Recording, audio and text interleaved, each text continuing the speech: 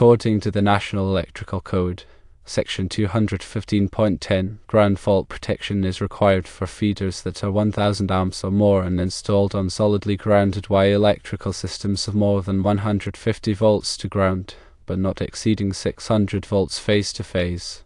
However, this requirement is waived if ground fault protection of equipment is provided on the supply side of the feeder. Let's examine two examples to illustrate this concept. Firstly, consider a Delta-Wye transformer, such as a 1000 kV ampere unit with a 480/277 volt secondary, which is a separately derived source. If ground fault protection is present on the primary side of this transformer, the question arises whether the feeder on the secondary side is considered ground fault protected on its supply side. The answer is no. The ground fault protection on the primary side of the transformer is designed to protect the input feeder to the transformer itself, not the secondary feeder. Because the secondary system is a separately derived source, the ground fault protection on the primary side does not extend its protective umbrella to faults that might occur on a secondary feeder. Secondly, let's analyze a scenario involving a 1000 kV ampere UPS module with a 480/277 volts output, again, a separately derived source. Suppose the input feeder to this UPS module is protected upstream by ground fault protection.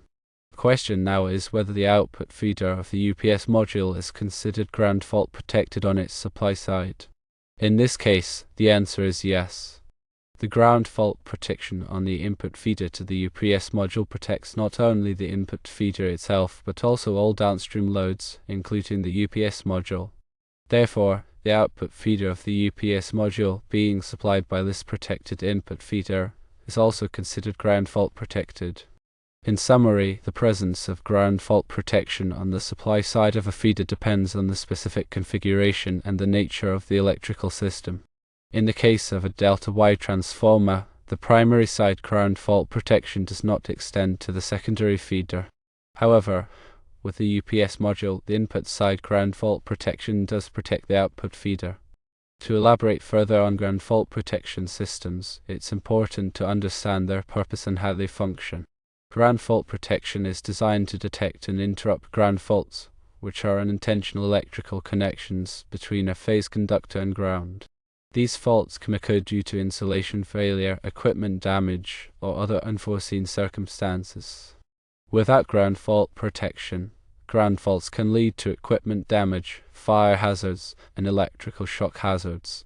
The basic principle behind ground fault protection is to monitor the current flowing in the phase conductors and the neutral conductor of an electrical system. In a healthy system, the current flowing into the system should be equal to the current flowing out. However, when a ground fault occurs, some of the current flows through the ground path, creating an imbalance. Ground fault protection devices detect this imbalance and trip the circuit breaker or other overcurrent protective device, interrupting the flow of electricity and preventing further damage. Ground fault protection systems typically consist of a ground fault sensor, which is a donut-shaped current transformer that encircles all the phase conductors and the neutral conductor, and the ground fault relay, which is an electronic device that monitors the output of the ground fault sensor. When the ground fault sensor detects an imbalance in current, it sends a signal to the ground fault relay, which then trips the circuit breaker. The sensitivity of a ground fault protection system is determined by the ground fault pickup current, which is the minimum amount of ground fault current that will cause the system to trip. The ground fault pickup current is typically set at a relatively low level, such as 30 milliamps, to provide sensitive protection against ground faults. The time delay of a ground fault protection system is the amount of time that the system will wait before tripping after a ground fault is detected. The time delay is typically set at a short interval, such as 0.1 seconds, to minimize the duration of the ground fault and prevent damage. Ground fault protection is required by the National Electrical Code in a variety of applications, including services, feeders, and branch circuits.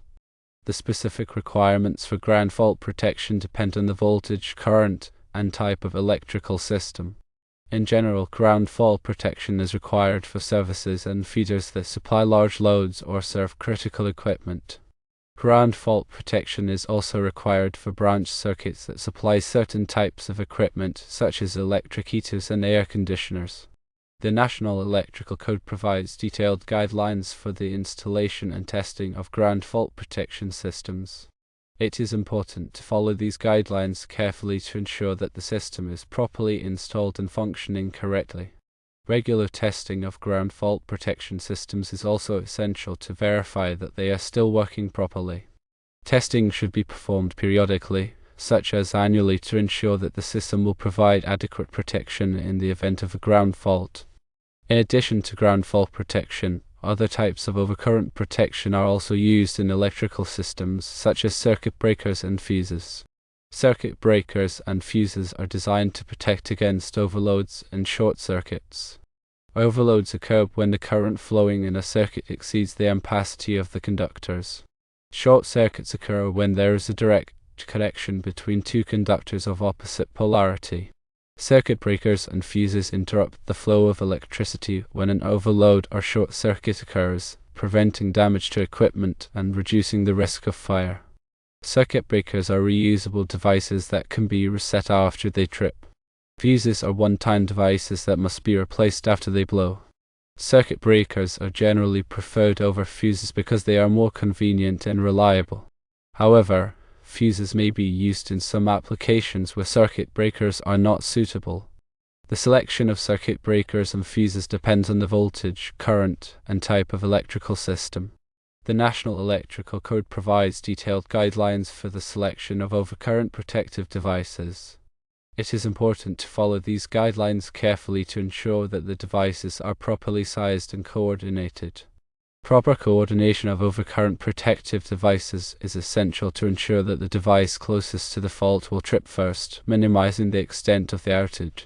Coordination studies are typically performed by qualified electrical engineers to determine the appropriate settings for overcurrent protective devices. In addition to overcurrent protection, surge protection is also used in electrical systems to protect against voltage surges. Voltage surges are transient overvoltages that can damage sensitive electronic equipment.